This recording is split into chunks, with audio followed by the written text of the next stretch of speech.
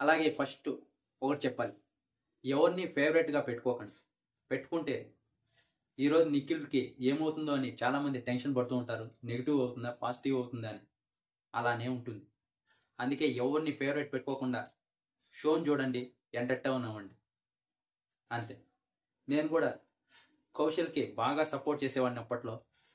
Last week కూడా చాలా tension పడ్డా, విన్నర్ అవుతాడా లేదని ఓ పక్క, ఈ వారం రోజులు కౌశల్ని వీళ్ళేం చేస్తారు అని ఓ పక్క.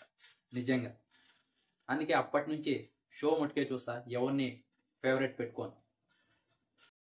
మార్నింగ్ 10కే నాకు నామినేషన్ లిస్ట్ వచ్చింది, కానీ బిజీ ఉండడం వల్ల వీడియో చేయలేదు. అందుకే అలా పోస్ట్ చేశారు.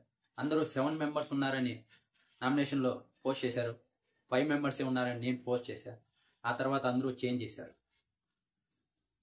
నామినేషన్లో ఉన్న వాళ్ళు నిఖిల్, పృథ్వీ, యష్మి, ప్రేరణ, అలాగే నబీల్. ఈ 5 మంది ఈసారి నామినేషన్లో ఉన్నారు. పెద్ద పెద్ద వాళ్ళే ఉన్నారు. ఈసారి ఖచ్చితంగా డబుల్ ఎలిమినేషన్ అంటున్నారు. డబుల్ ఎలిమినేషన్ ఉండదు, సింగిల్ ఎలిమినేషన్ ఉంటుంది ఈ వారం మటుకు. ఇంకా డేంజర్ జోన్ వచ్చేసి పృథ్వీ. ఈ వారం గట్టిగా ఓట్లు వేయాలి పృథ్వీకి, లేకుంటే పృథ్వీ ఎలిమినేట్ అవుతాడు. యష్మి మటుకు ఎలిమినేట్ అవుతుంది అనుకోవద్దండి. పృథ్వీ ఎలిమినేట్ అయ్యే ఛాన్సెస్ ఎక్కువ ఉన్నాయి. పృథ్వీ తర్వాత నబీల్ ఎలిమినేట్ అయ్యే ఛాన్స్ ఉంది, యష్మి అనుకోకండి. ఏంది బ్రో నువ్వు యష్మి ఎలిమినేట్ అవ్వదంటావు, టాప్ 5 అంటావు అంటే నాకు అలా అనిపిస్తుంది. ఇంకా వివరంగా నేను చెప్పలేను.